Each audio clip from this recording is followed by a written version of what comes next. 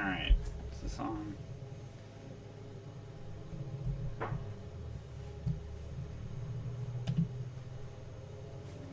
Yes, it is.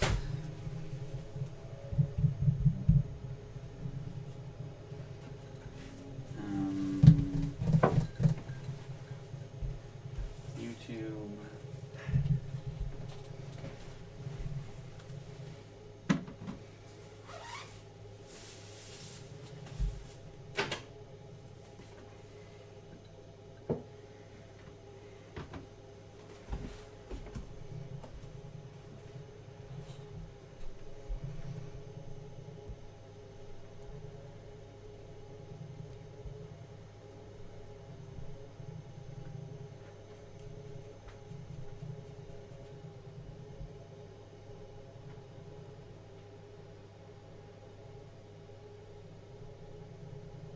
Levi.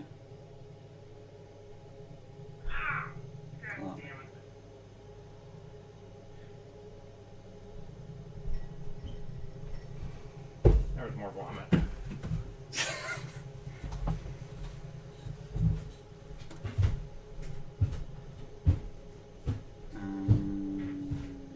Share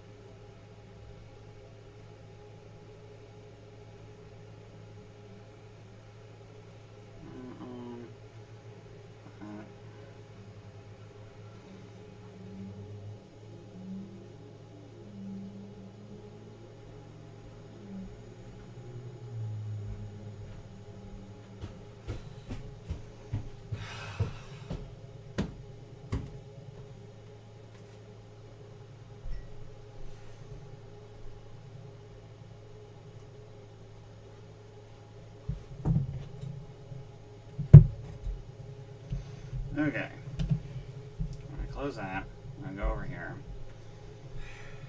I'm gonna minimize that. I saw the vomit, and I said, if I don't step in it, it's not a problem. And then I stepped directly into it. Like, not on it, into it. Like, splash.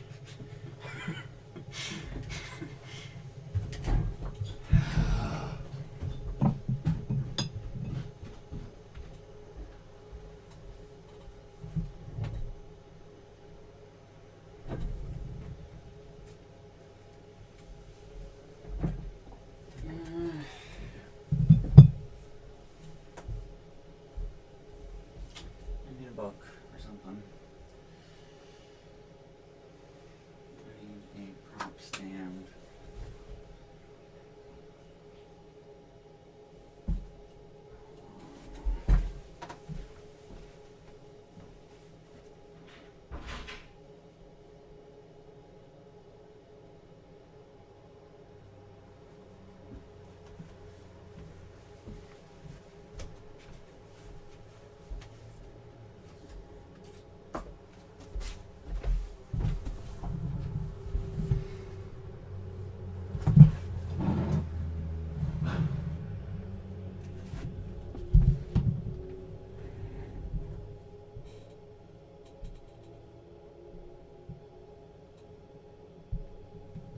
So, let me make sure this quality is okay.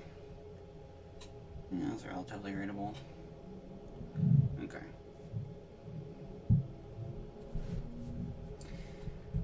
this is not quite working. I need to be able to respond to this chat, because I'm not going to pay attention to it.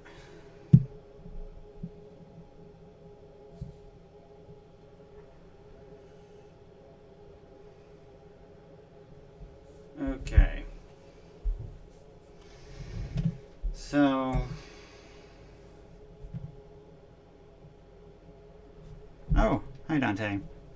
Sounds better than most streams. That's amazing. I have a microphone that I don't trust very well, but apparently it's not half bad.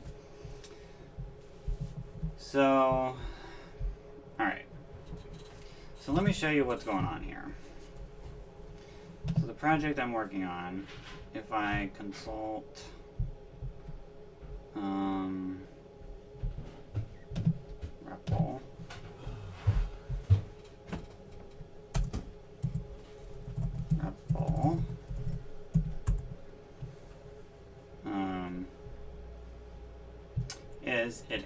it's a program that asks you for a sentence.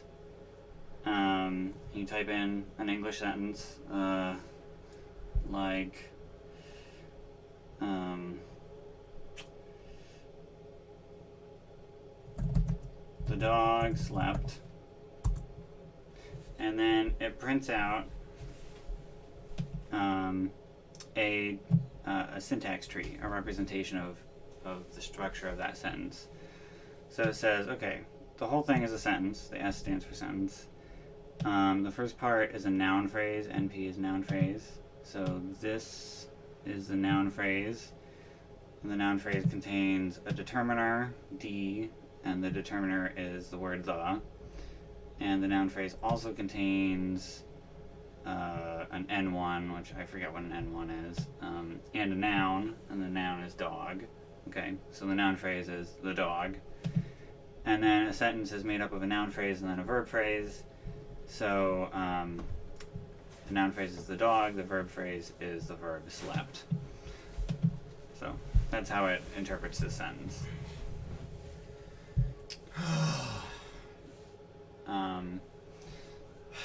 Let me look at some of the other sentences it can do. So these are my test cases. So an interesting one is this one. Mary looked up the tower.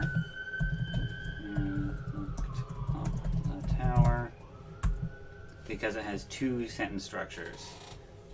It could either be Mary looked up the tower, as in like was researching the tower, and so she had to look it up in a book. Or it could be Mary looked, and then with a prepositional phrase, how did she look? She looked up the tower, like with her eyes. So it parses both of those things because there's two possibilities there. So that's called a structural ambiguity. So these are all the sentences that it can do right now. So Dante, you're in the chat right now. If I try doing something like Dante looked up the tower, it doesn't know the word Dante. It's never been taught that word before. It only knows probably knows like 70 words in total. But it's going to ask me, hey, like, what kind of word is this? So then I can say Dante would be a name. So it's a special kind of noun. It's a name. So I'm going to do nm underscore. And then if I try it again, Dante looked up the tower, then now it knows your name. So that's what the program is doing right now. And it only knows a very specific, set of grammatical rules. So it's really limited right now, but better learn it fast. Yeah, better learn your name fast. That's good. That's Levi. Hi, Levi.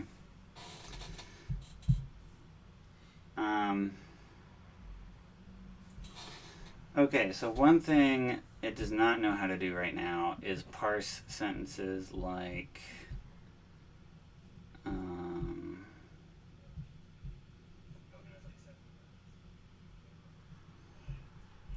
this. Sentences that have the word is in them as their verb. It doesn't know how to handle those. So the interesting thing about the verb is that you can use an adjective afterwards. You can say the cat is very fat. So currently this should fail to parse. If I do the cat is very fat, it might not know some of these words. Whoa, it does parse. Okay, did I already do this? Adjective phrase. Oh, okay. Yeah, so this is the rule that is producing this. It says, well, a verb phrase is a verb followed by an adjective phrase. And the adjective phrase contains like a degree, how fat, very, and then the adjective, which is just fat. Is that thing turning into Skynet? No. I hope not. But it is learning eventually. It's only learning things that I teach it, though. So it's still pretty dumb, which is good.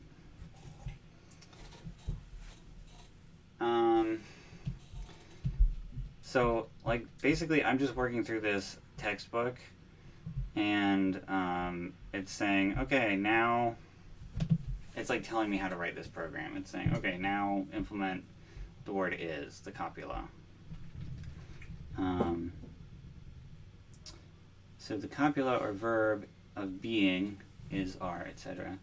Takes a noun phrase or an adjective phrase as complement. Okay.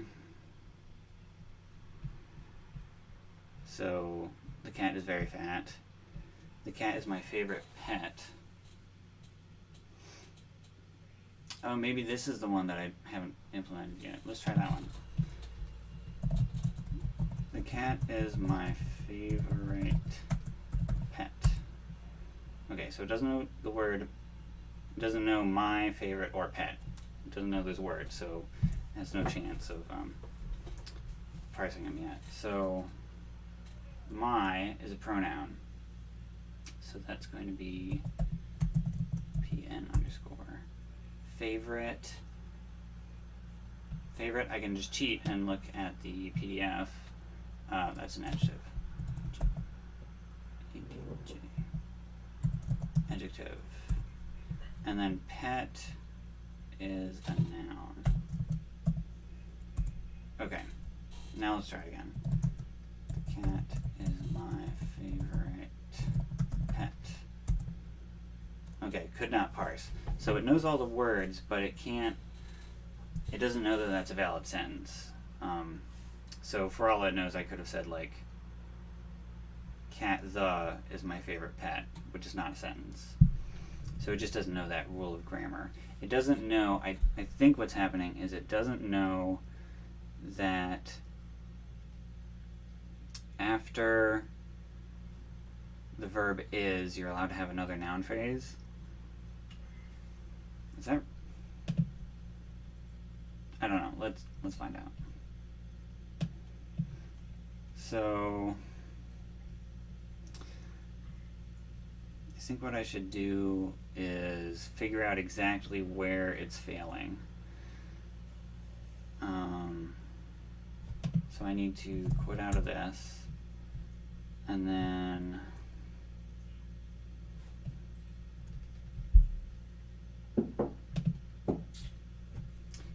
do I have access to noun phrase?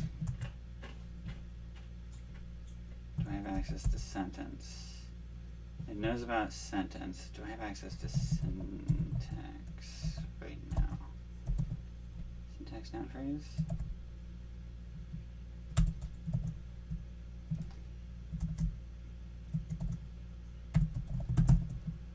Syntax noun phrase. the dog. I just need to test to make sure that this is in scope. Yeah, okay. Incoming call.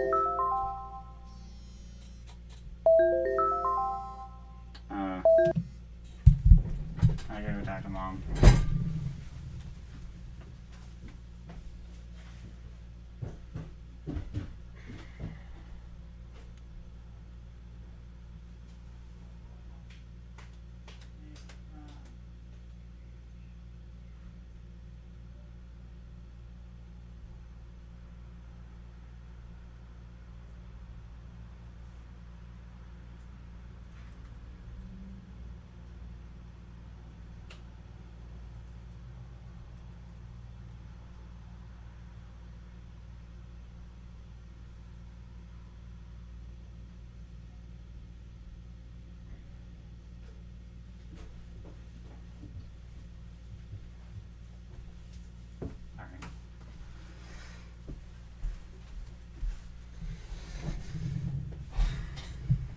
Okay.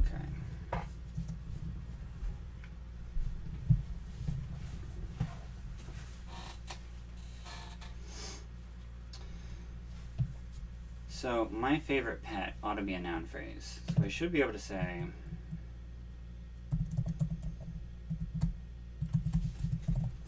my favorite pet. Okay, it doesn't know how to parse that. So that's where we have to start.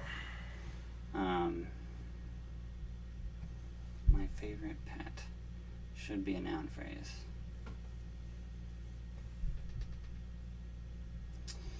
So why is that not working? Let's go to the definition of a noun phrase.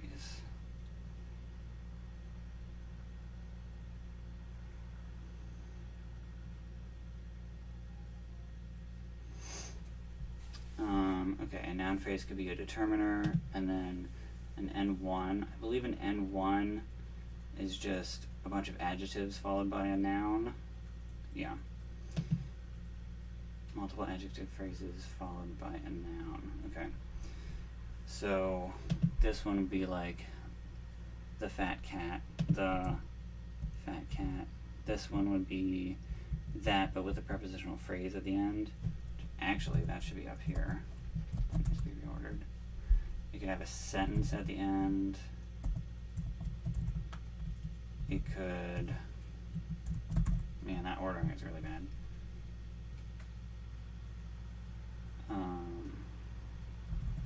Wow, that should be all the way up there. Okay, a noun phrase could also be a pronoun. So it could just be my. Is my favorite pet possessive?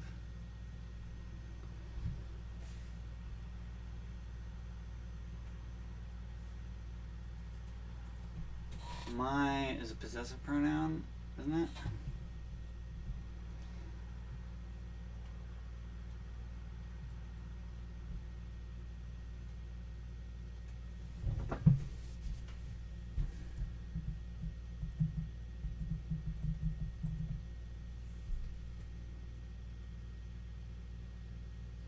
My favorite cat. It could be like Levi's favorite cat, in which case it would be it's a possessive pronoun. So I thought they told us not to implement those. Okay, well, needs to happen now.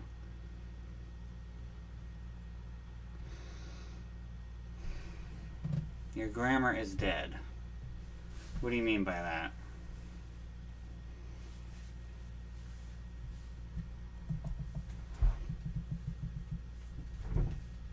Cannot help. Yeah.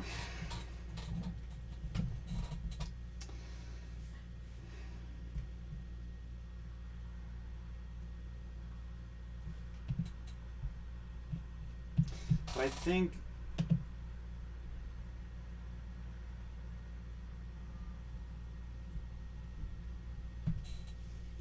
part of the problem is that I told it that my is a pronoun.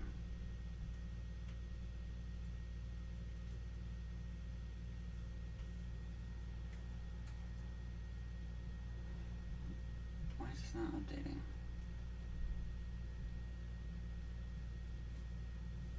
Just went.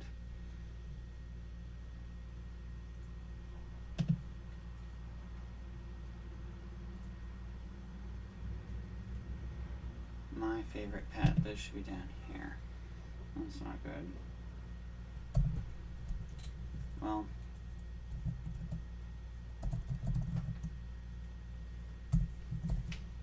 favorite was an adjective,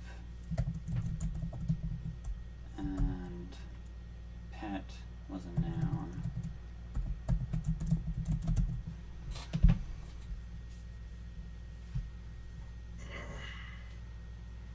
Okay.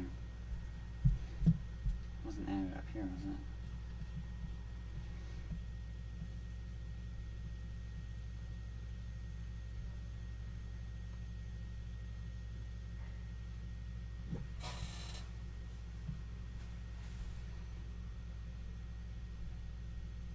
Navigator. Oh. That's where it was putting them.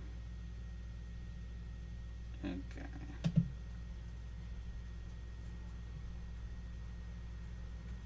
Can I edit this? That's not good.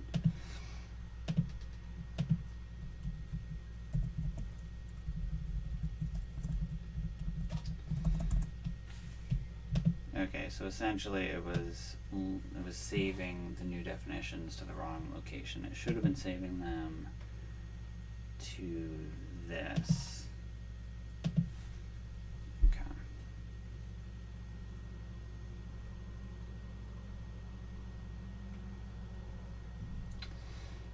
So in order to fix that, I need to run this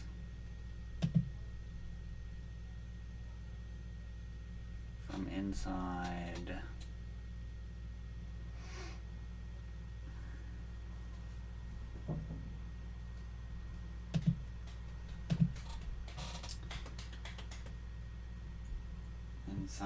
this directory. SWIPL.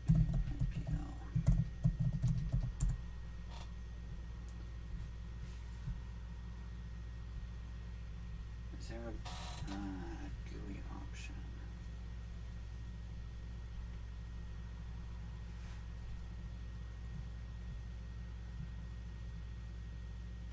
Behave as a Windows application? Win app? Oh.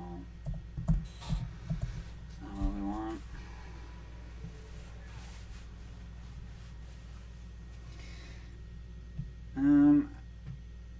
I have not found the problem yet. I found a different problem that I'm working on.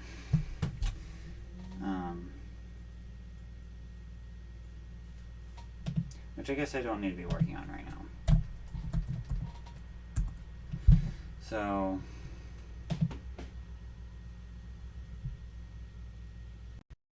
I should be able to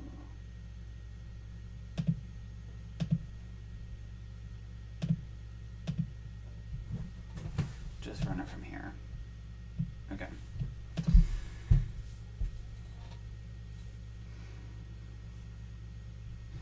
So I need to figure out how to parse possessive pronouns.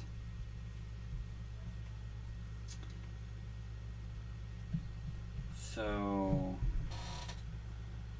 where are all the pronouns I have right now? These are all the pronouns I know about. I, me, you, he, him, she, her, they, them, it, we, y'all, everybody, and everyone. So I also want a new category of pronoun called possessive pronoun.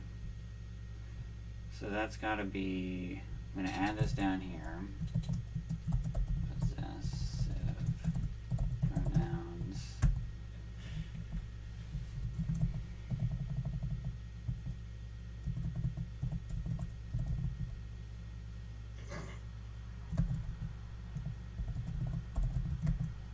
Possessive pronouns. And the first example of that is my. So my is a possessive pronoun.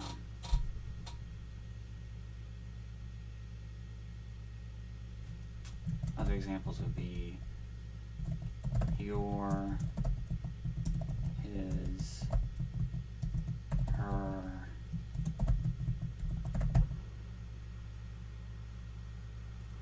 their,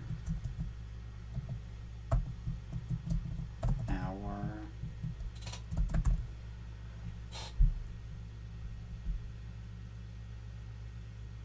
y'all's. I don't want to do, there's a bunch of them that are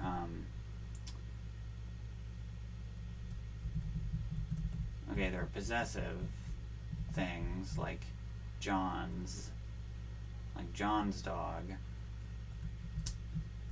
but that's different. That's not a pronoun, so I don't want to add those here.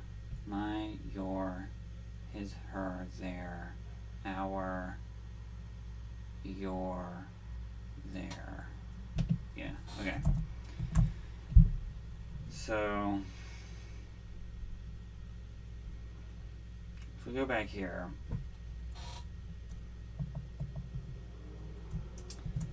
another type of noun phrase would be one that has a possessive at the front.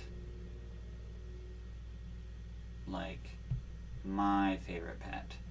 So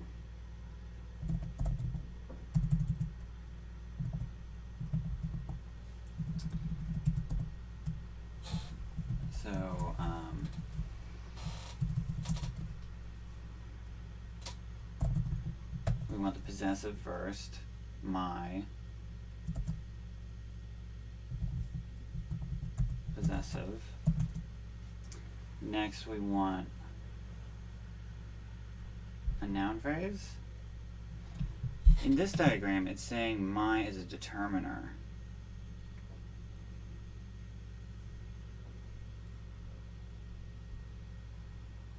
So my is the same as the. Maybe a possessive pronoun is a type of determiner.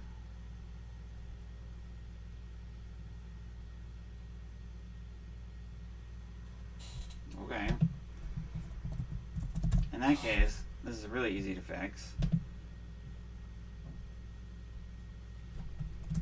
Let's just get rid of these. We don't need them yet. All we gotta do is just go up to all the determiners and add my, your, his,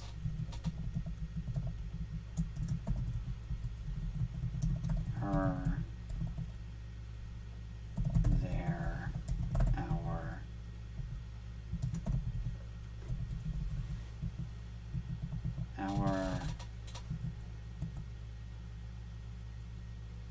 and I think that's it. Are those the ones I came up with last time? His, her, their, our, your, and there again, yeah. Okay. So in that case, let's reconsult. Is that how I do this? Reload modified files. Phrase, syntax, noun phrase.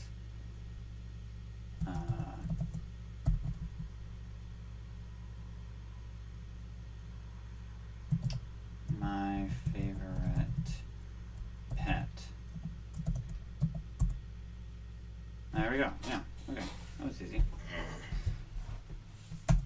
Okay, so this part of the tree works. And this is exactly the same structure as this tree in the example, so that's really good. So now I need to see if that fixed the overall problem, which is this entire sentence doesn't parse. So let's try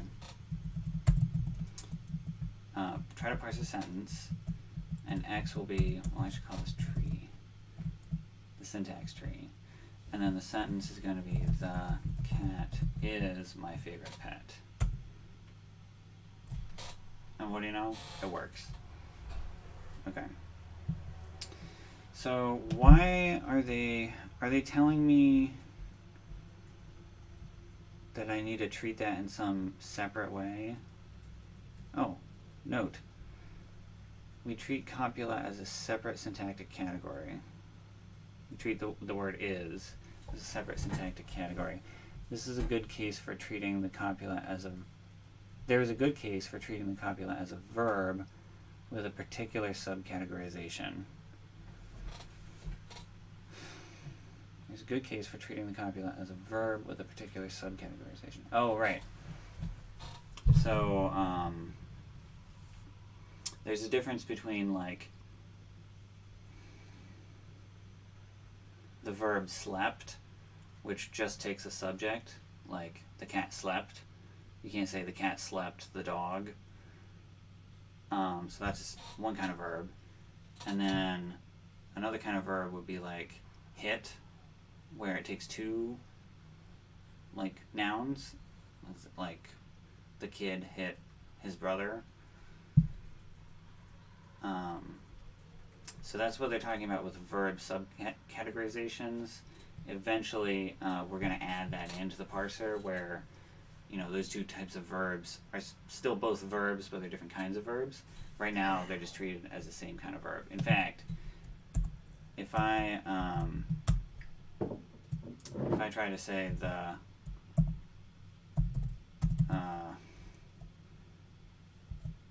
cat slept the dog, it's going to accept that as a valid sentence, even though the verb slept doesn't work like that.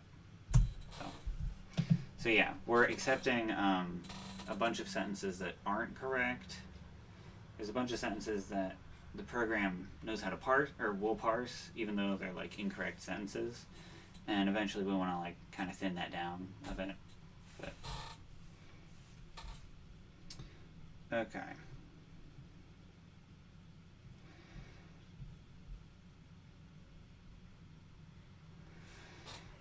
So there's no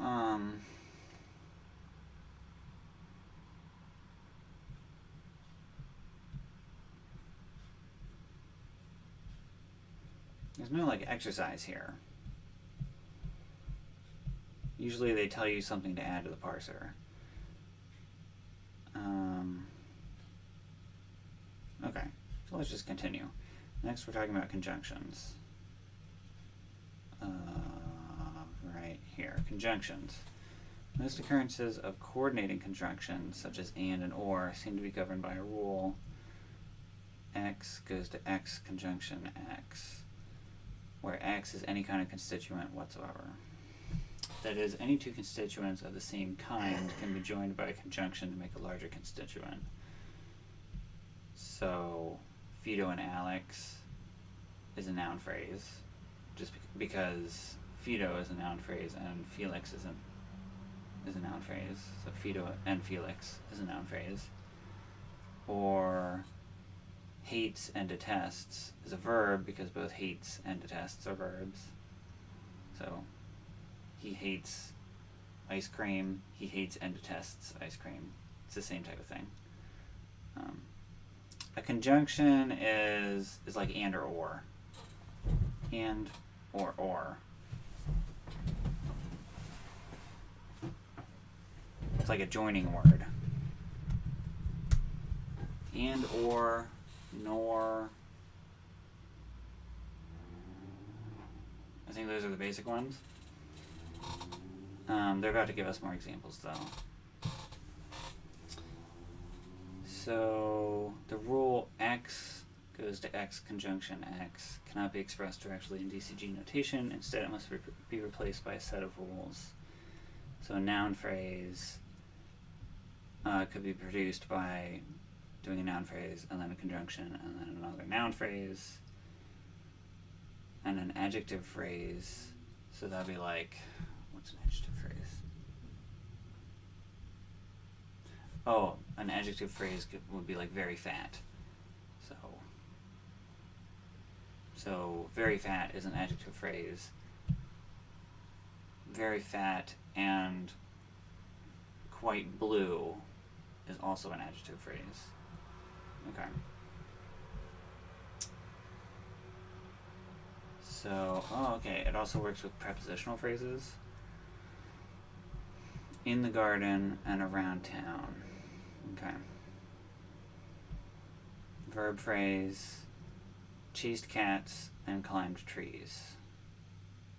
Okay.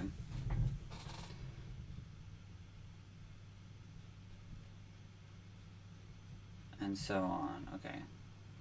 Works for prepositional phrases, verb phrases, and verbs. Okay. But even these rules aren't DCG parsable. They cause loops, as noted in Chapter 3, where a trick for handling them was suggested. Challenging as this is, it's still not the whole story about conjunctions. Hudson points out that a sentence like, John drank coffee at breakfast and tea at lunch,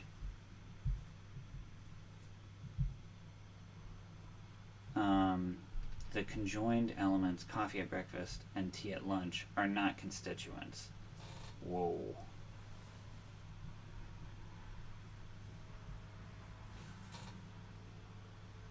Coffee at breakfast, that's not a prepositional phrase, it's not a noun phrase, it's not anything.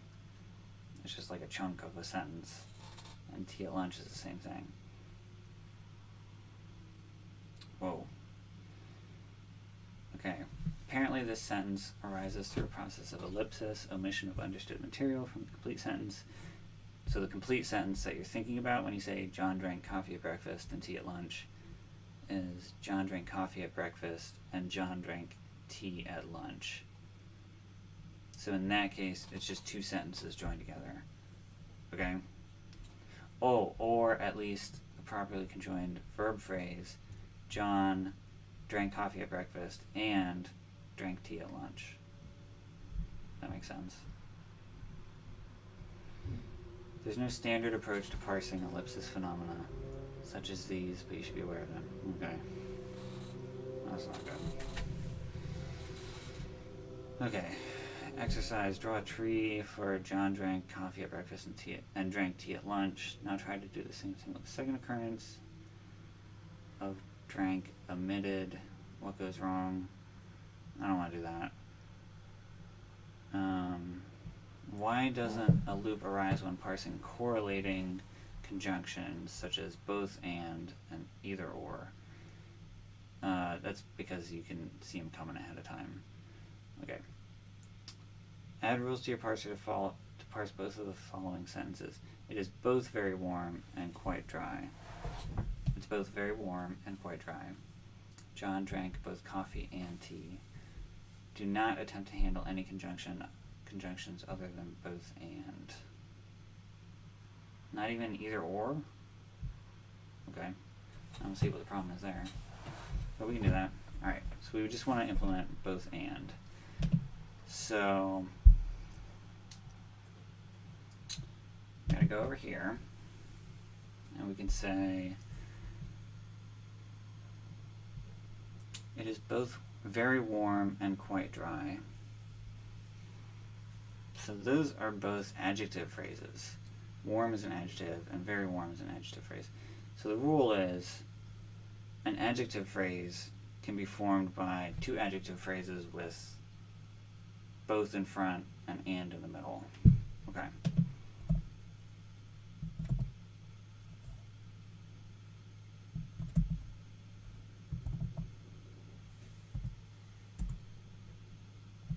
Where do I define adjective phrases? Here. So an adjective phrase could be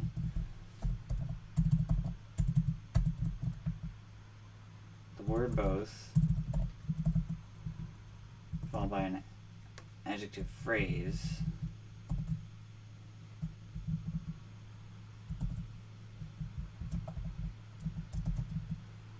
followed by the word and then another adjective phrase.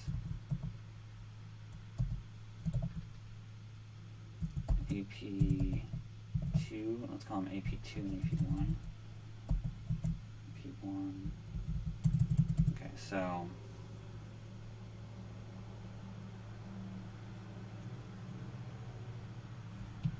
how do they, what's the parse tree they're using for these? Conjunction. Okay. So,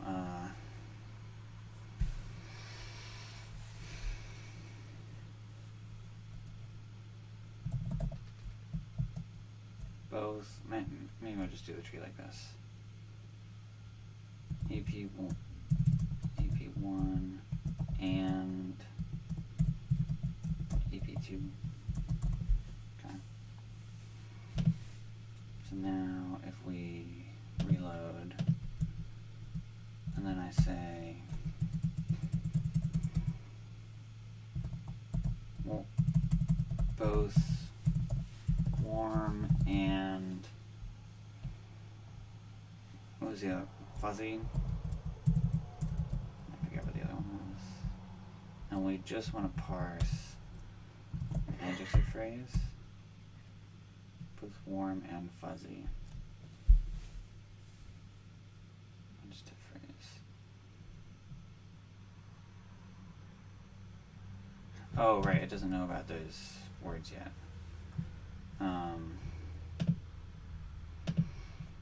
Alright, so temporarily I gotta teach it down here. Two kinds of adjectives. Warm and fuzzy. Reload. There we go. Both adjective phrase, adjective warm, and adjective phrase, adjective fuzzy. Okay, so I should be able to say like both very warm and quite fuzzy. Yeah, that works. Very warm and quite fuzzy. Yeah, okay. So that's not a full sentence.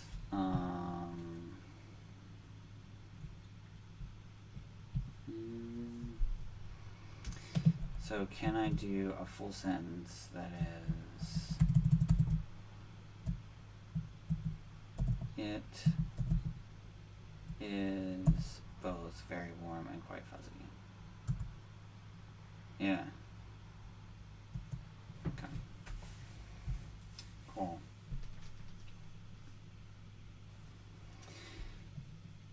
Add rules to the parser to parse the following sentences. So, I guess they're using it is both very warm and quite dry. So I want to add dry instead. And then to my tests, I want to make sure I'm constantly testing those two things. It is both very warm and quite dry. Tests, test all. Good. Okay. And then we want a rule that works for this one. John drank both coffee and tea. So coffee is a noun phrase. I mean, it's a noun, but I think it's actually a noun phrase here. John drank both coffee and tea. Okay. So if we go up to noun phrases and we do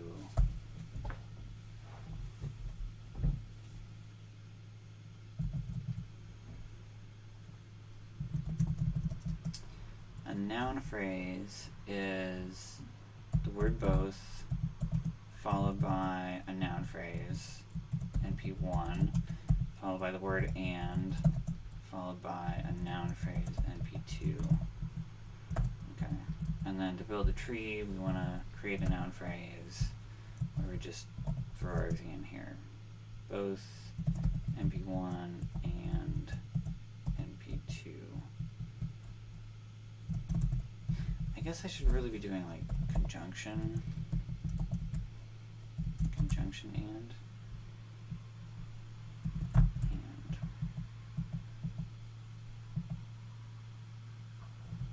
here conjunction and I don't know what both is. I don't know what the type of that is. Oh well.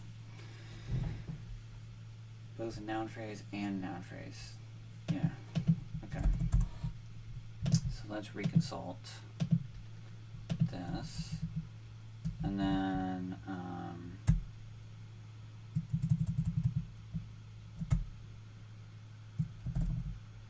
run the REPL.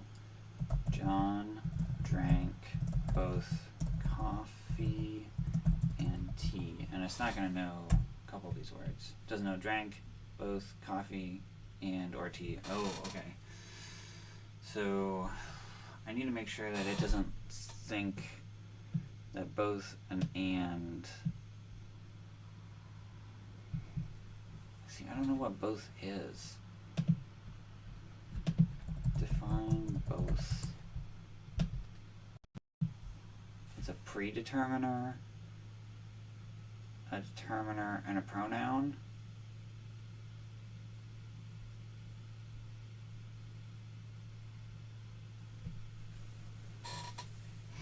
Predeterminer, determiner, and pronoun.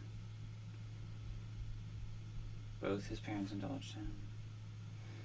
Oh, or here it's an adverb used before the first of two alternatives to emphasize that the statement mainly applies to each. Okay, so the example is both young and old. Okay, so I should store it as an adverb. I'm not supposed to add adverbs, but okay.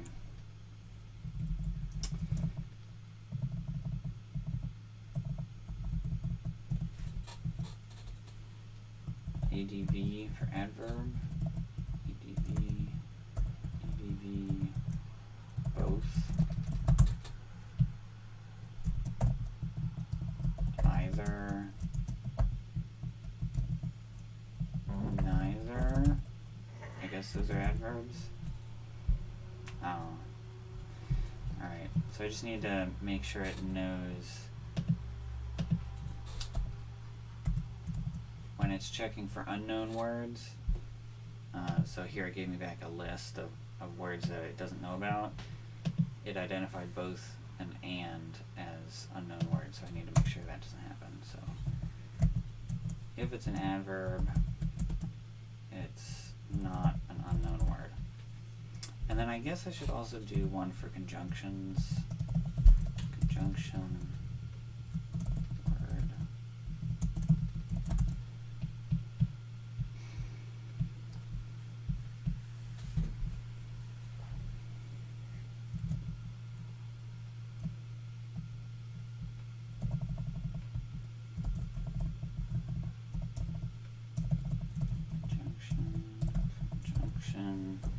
Conjunction, and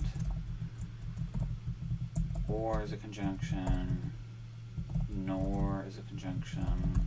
I think there are other kinds of conjunctions, but I'm not going to deal with them right now. Oh, and I want a header here. Adverb. Adverbs. And then these are conjunctions. And here I need to abort that.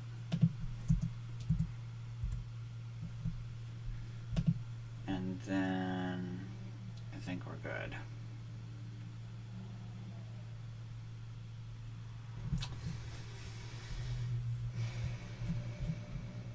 Oh, so I need to export adverbs and conjunctions, and down here an option is for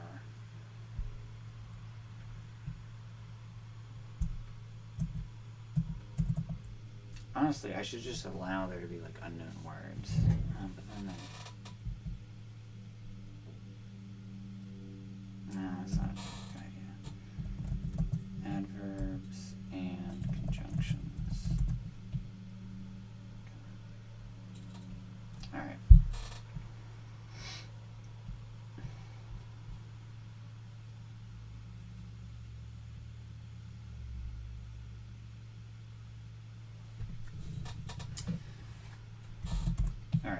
let's try this again. Reload. Error. Predicate indicator found. Oh, right, up at the top. So array 1, reload.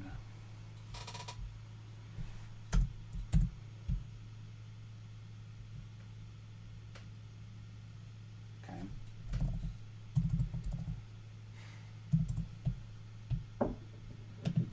John drank both coffee and tea. Okay, it doesn't know what drank is. Drank is a verb. Coffee is a noun. And tea is also a noun. So let's try it again. John drank both coffee and tea.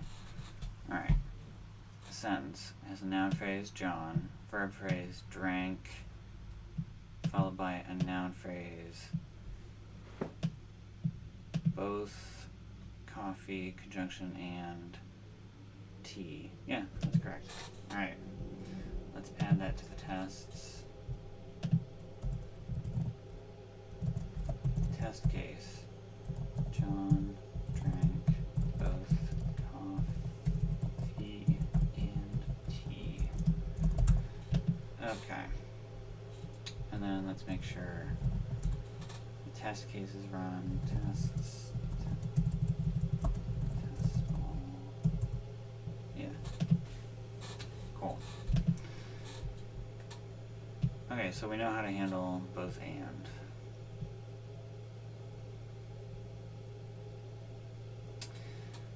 I don't think it's going to work for those, for prepositional phrases or verbs or verb phrases. So in this case, chased cats and climbed trees. I should be able to say he both chased cats and climbed trees, but it's not going to know how to do that. In the garden and around town. So like, he slept both in the garden and around town. I could add a rule for that. It's getting kind of messy. Let's leave it for now.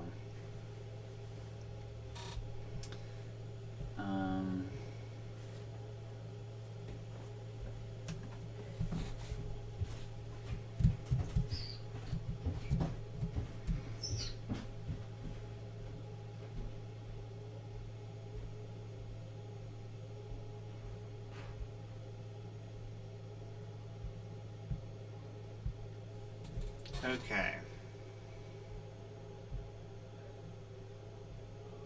Both and. Sentential prepositional phrases. That's the next thing. I think before I do that,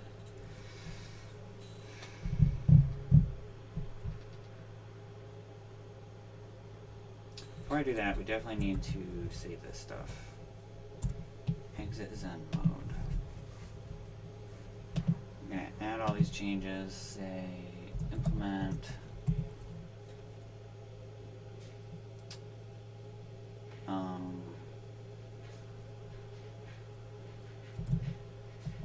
conjunctions, implement both ... and conjunctions. I think that was all I did. Okay. Push those changes.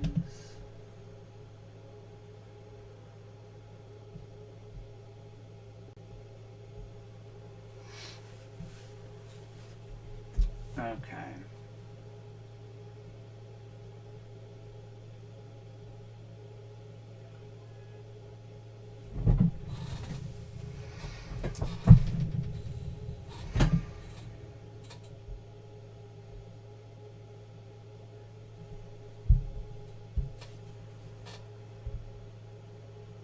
Trying to think what I should do next.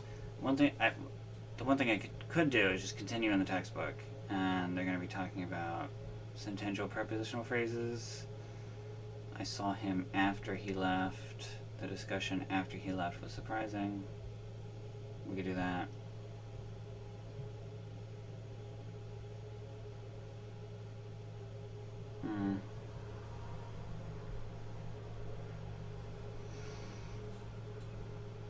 it's kind of just a bunch of reading, and then some of this stuff.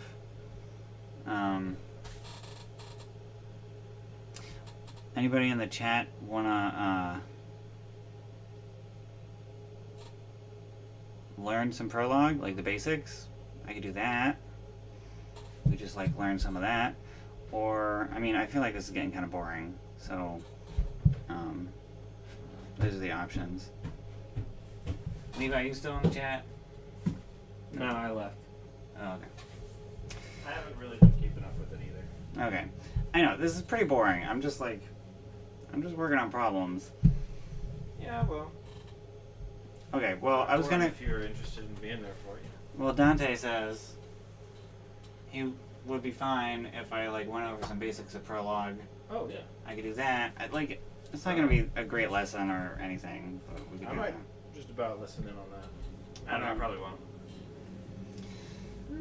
Alright, let's do that then. That's a little bit more interesting than like, being neck deep in parsing stuff. So, let me...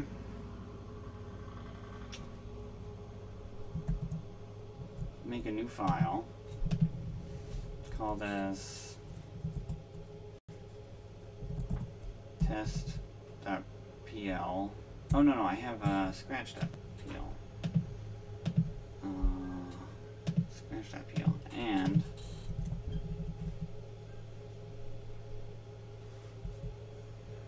okay.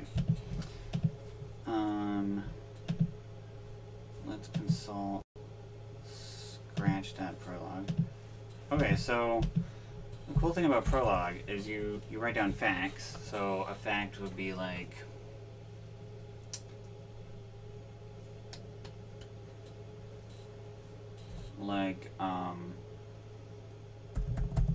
parent Joe Sally. And the way you read this is you say, okay, it's true that Joe is the parent of Sally. Okay. So let's write down some facts.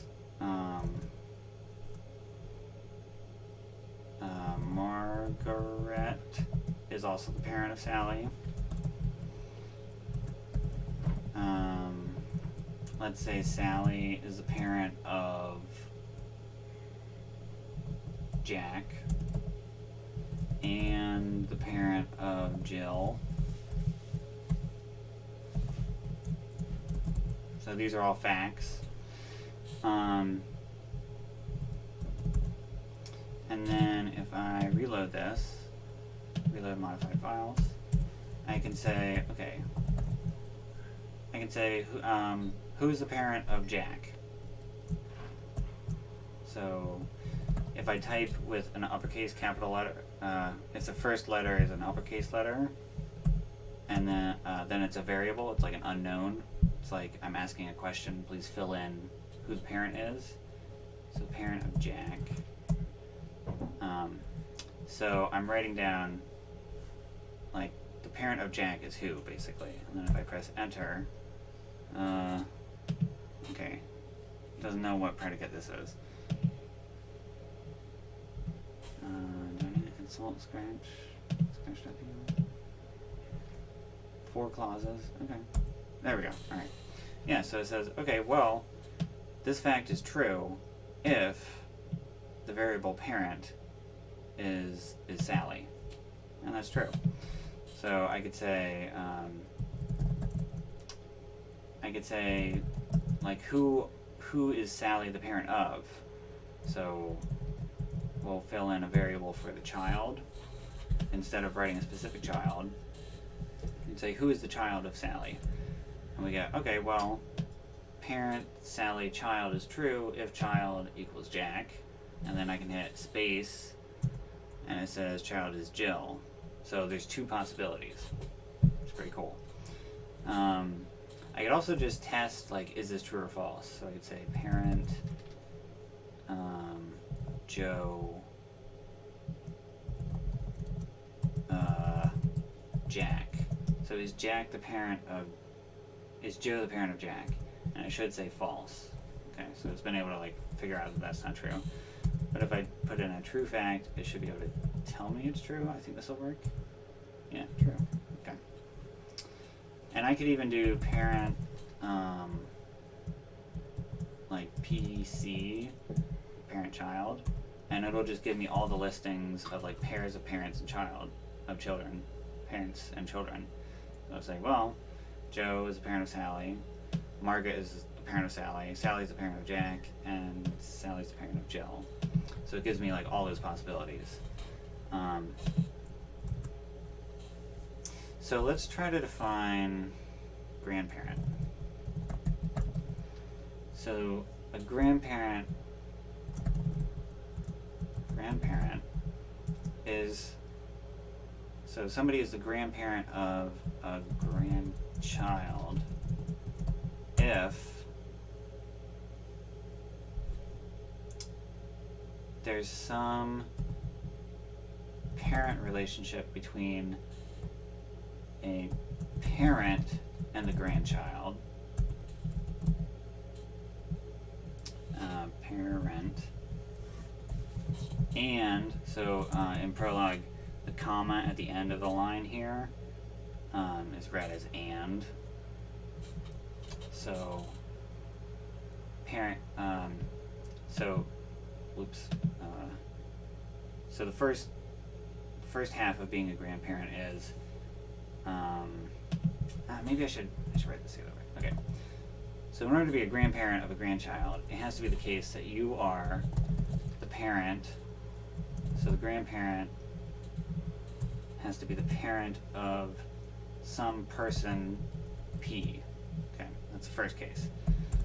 The second thing that has to be true is that P has to be the parent of your grandchild.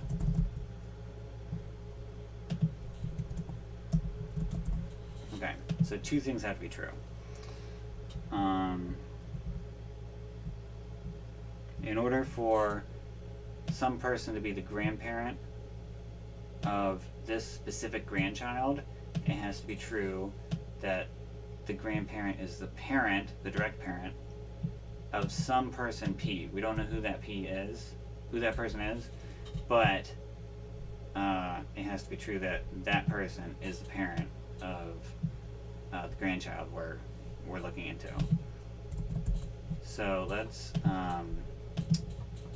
reload the modified files, and then let's say, okay, grandparent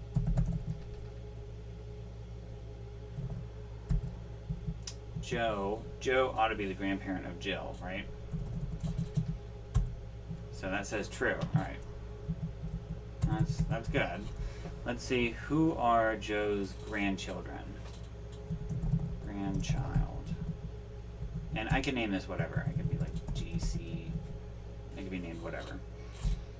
So, okay, well, it's true that Joe is the grandparent of GC if GC is Jack or GC is Jill. So yeah, that works.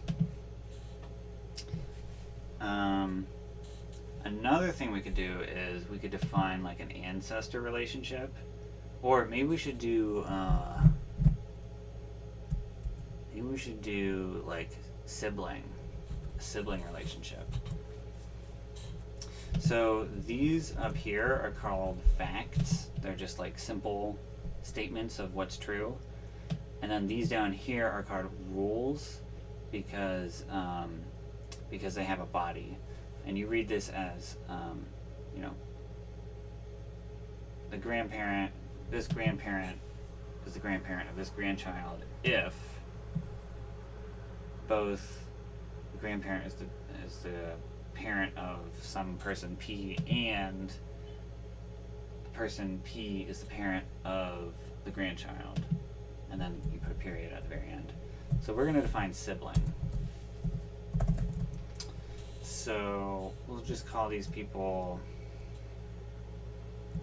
A and B. So A and B are siblings. I guess you should call them siblings. A and B are siblings if they have the same parent, right? So if there's a parent P, I'll call it parent. such that the parent is the parent of A, and it is easier if I call it P. P is the parent of A, and P is the parent of B. So it has to be both. They have to be the same person. It's not saying A has a parent and B has a parent. It's saying they both have parents and both of their parents are the same person. Or at least there is a person who is the parent of both of them. So let's see if this works. Reload. And then let's say siblings. Let's just say who are the siblings of who? Like who all is siblings? And say, okay, well, oh, this is interesting. All right, you can say A and B are siblings if, for instance, A is equal to B, and B is Sally. So this is saying Sally is her own sibling, which I don't think is actually what we want. And then for some reason it gave us the exact same thing here. I'm not sure why that is. Or if A and B are both Jack, or if A is Jack and B is Jill. So that's the first actual solution we've got. Or if A is Jill and B is Jack. So we didn't tell it that like both of them, it doesn't matter which order. And the last one is if A equals B and B equals Jill. So, alright. We should probably say A and B are not the same person. And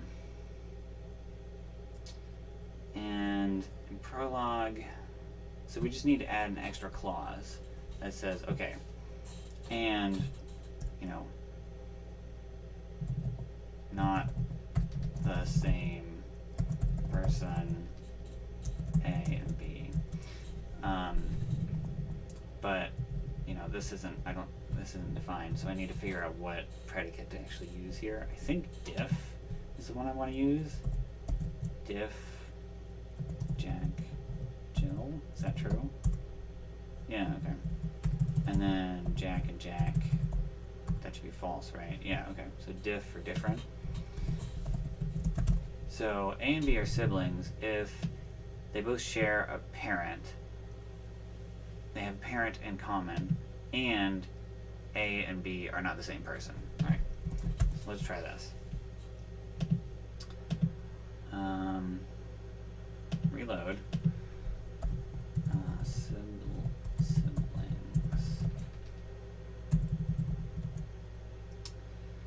So A and B are siblings. Who are all the siblings? Well, Jack and Jill. If A is Jack and B is Jill, then A and B are siblings. And then you can do it in reverse, Jill and Jack. Okay.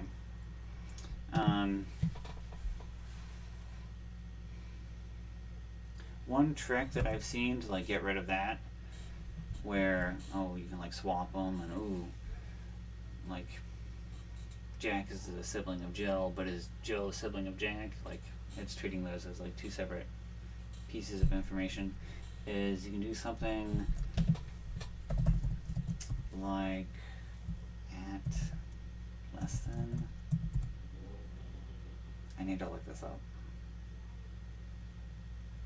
Yeah. True if term 1 is after term 2 in the standard order of terms. So I should be able to say Jack is at greater than Jill. Either this or Jill is at greater than Jack. Should be true. Yeah, okay, which one is true? Is this one true? No, it's the second one. So it turns out there's a standard way to order all these atoms, all these names, and probably alphabetically, I'm not sure. Jill, comes later in the dictionary. I think this is what that means. So the at symbol here stands for atom, and then the greater than sign is just saying, oh, it's like later in the dictionary effectively. So if we add that in, if we say A is at greater than B, then it's just always going to say, oh, you know, Jill is always going to be A and Jack is always going to be B whenever we come across these. Like, this isn't really necessary, but let's try it out. Let's see if that actually works. So who are siblings? Jack and Jill. Jill and Jack. And no others. Okay, cool.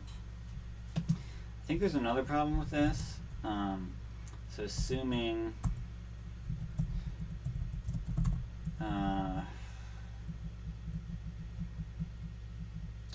assuming Jack and Jill have another parent, if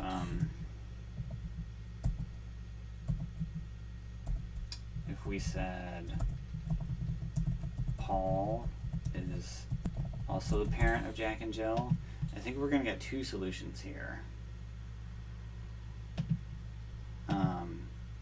Because there's two possible ways they could be siblings, and that's kind of annoying. I don't know how to fix that though. So who are all the siblings? Jack and Jill.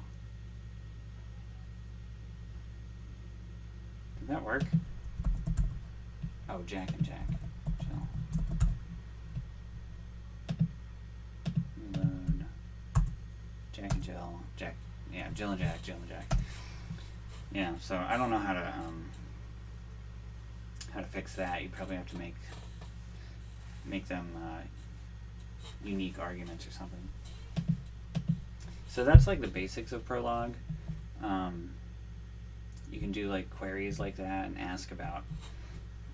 It's a way of like writing down knowledge, facts, what's true and what's true about the world or about your program or whatever. And it's a way of like combining those facts so you can ask, you know, derived questions about them. So like the only facts we have in this program are these 6 facts, but then we have like some extra like predicates that are derived from those facts. So another thing, hang on.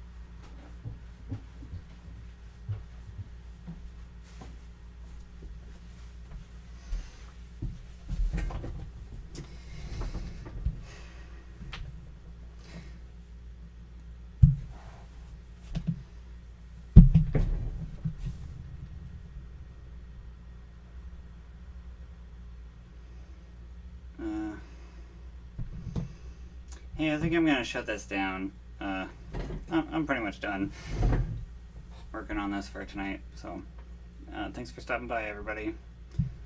Bye. Okay, how do I actually shut this down?